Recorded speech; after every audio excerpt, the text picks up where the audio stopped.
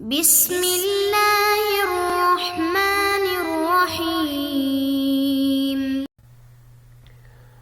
اللهم صل على سيدنا ومولانا محمد افضل صلواتك بعدد معلوماتك وبارك وسلم وصل عليه۔ بسم اللہ الرحمن الرحیم۔ عزیز طلباء کرام، مختارات من ادب العرب سے بحمد اللہ تعالی آج ہمارا سبق نمبر 127 ہے، اور جو مضمون پچھلے درس سے شروع ہوا تھا الفردوس الاسلامی فی قارۃ آسیہ، آج اس کا دوسرا حصہ پیش خدمت ہے۔ تو بڑھتے ہیں اپنے سبق کی طرف۔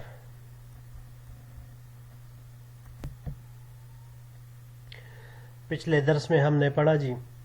کہ سندھ کے پتہ کے لیے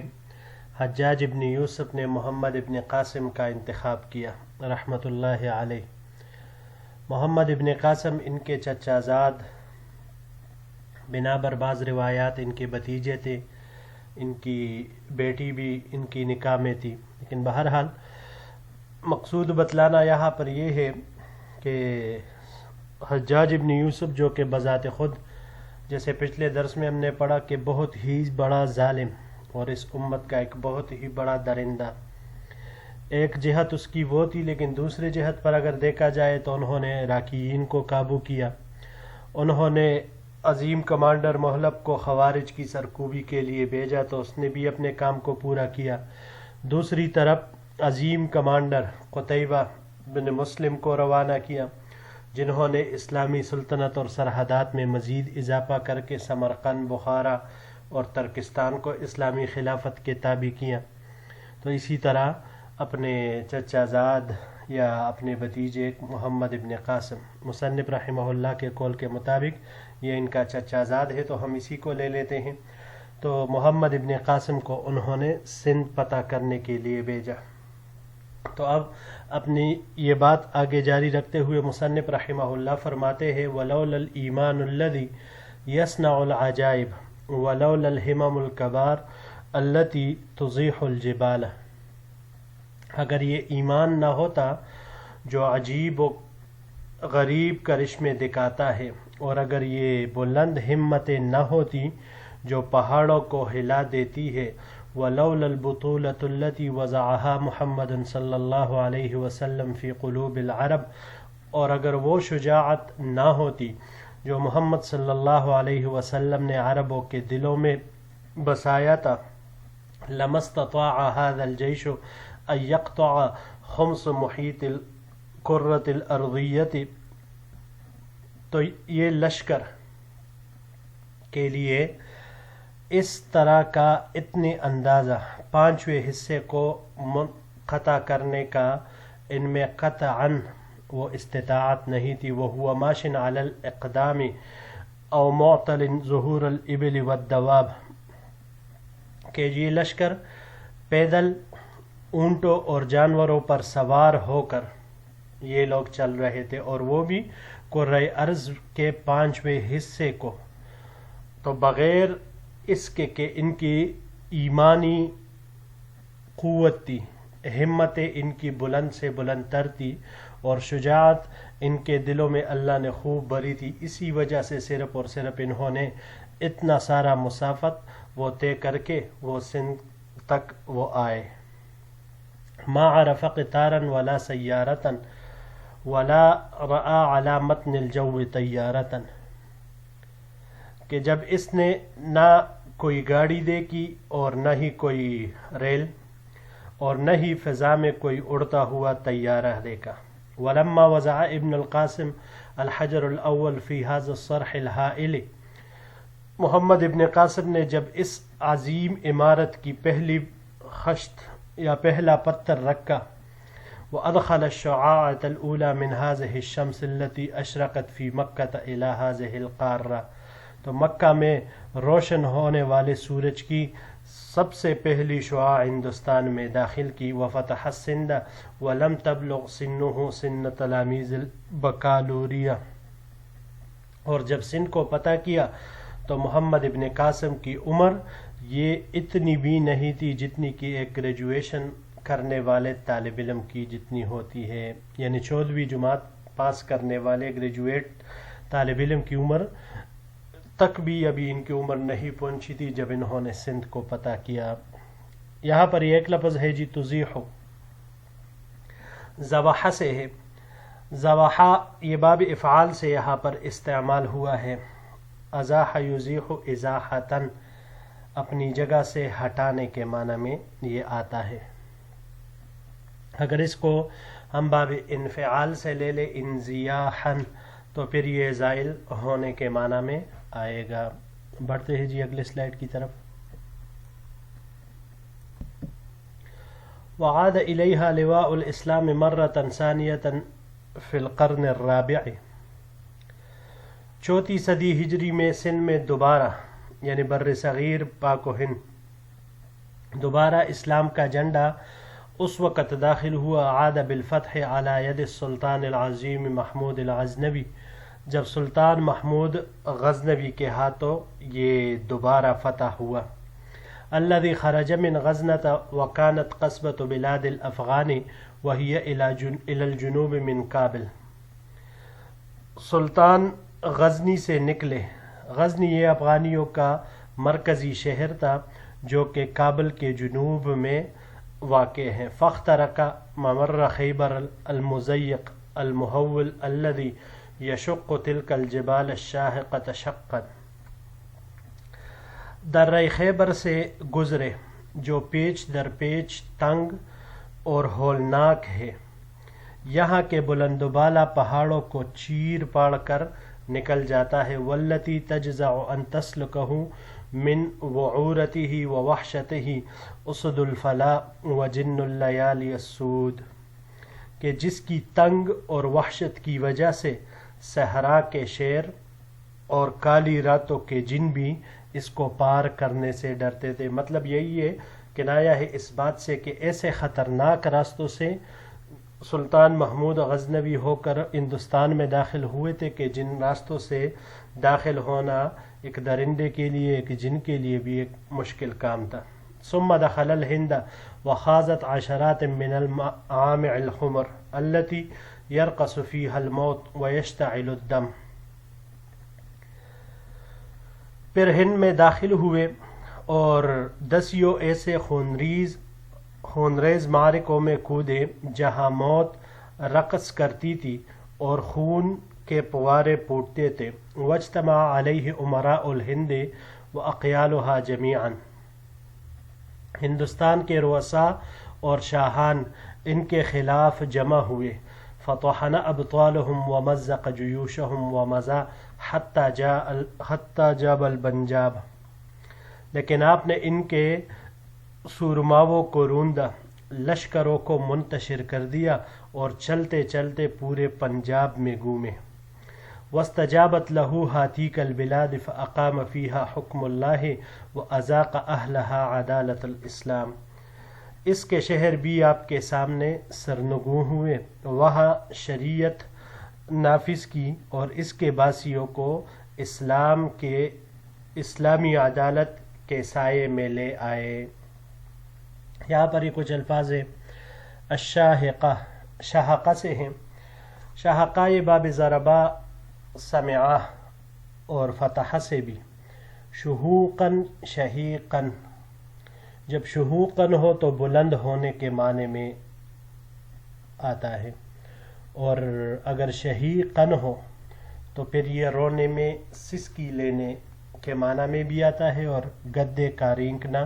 یہ بھی مراد ہو سکتا ہے اس سے۔ باب تفاعل سے اگر اس کو لیا جائے تشہقاً تو نظر جما دینے کے معنی میں یہ آتا ہے۔ وعورتہ، وعور وعر سے ہے وعارتن وعورتن، اگر یہ باب کرما سے یہی دونوں مصادر اس کے استعمال ہوتے ہیں، جبکہ وعورن یہ باب ضربہ سے بھی استعمال ہو سکتا ہے، وعرن وعورن، ان سب کا معنی دشوار گزار ہونے کے معنی میں آتا ہے۔ باب سمعہ سے وعرن، مصدر اس کا آتا ہے سخت ہونے کے معنی میں۔ اس کے علاوہ اس کو اگر ہم باب افعال سے لے لیں تو باب افعال سے ایعارن دشوار ہونے کے معنی میں یہ آئے گا پھر، اور باب تفعیل سے توعیرن یہ سخت بنانے کے معنی میں آئے گا۔ الفلا مفرد اس کی فلات آتی ہے، وسیع بیابان کو کہا جاتا ہے، اور جمع اس کی دوسرے اس کے علاوہ فلوات، فلی، فلی وغیرہ یہ ساری آ سکتی ہیں۔ المعامع معامع یہ مغمع کی جمع ہے، لڑائیوں کو کہا جاتا ہے، فتنوں کو کہا جاتا ہے۔ وَأَقْيَالُهَا القیل مفرد اس کا آتا ہے، رئیس، سربراہ، سردار اس کو کہا جاتا ہے۔ باب تفاعل سے تقیلاً دوپہر کے کھانے کے بعد تھوڑی دیر آرام کرنا، قیلولہ جسے کہا جاتا ہے، یہ اسی سے استعمال ہوا ہے۔ جی تو بڑھتے ہیں اگلے سلائیڈ کی طرف۔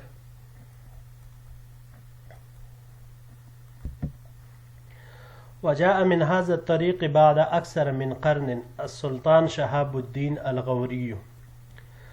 اسی راستے تقریباً 1 صدی کے بعد سلطان شہاب الدین غوری داخل ہوئے۔ فوصل من هذا الفتح ما كان منقطعا واكمل منه ما كان ناقصا، تو اس فتح سے یعنی سلطان محمود غزنوی سے جو تھوڑا بہت علاقہ رہ گیا تھا، تو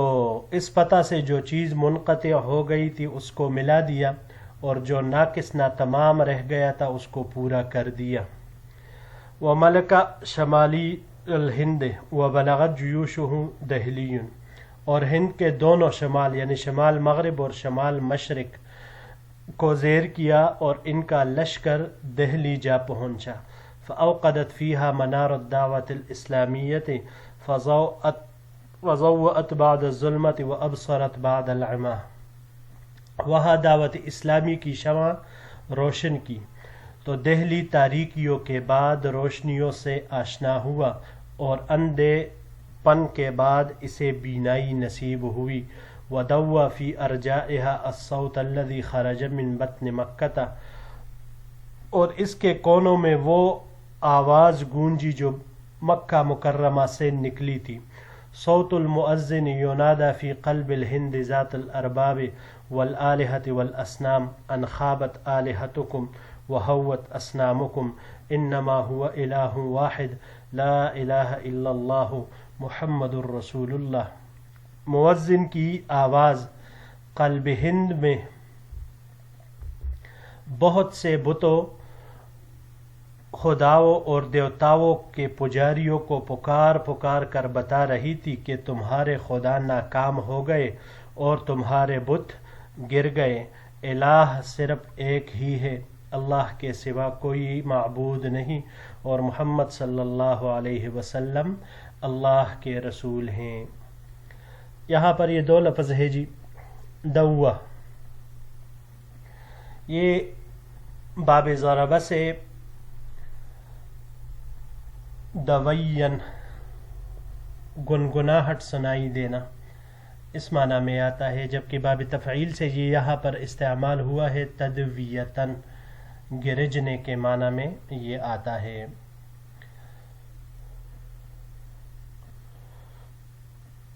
اگلا لفظ ہے ہوت، ہوت ہوا سے ہے، ہویہ، یہ باب ضربہ سے یہاں استعمال ہوا ہے ہوین، ہوین یا ہوائی یانن،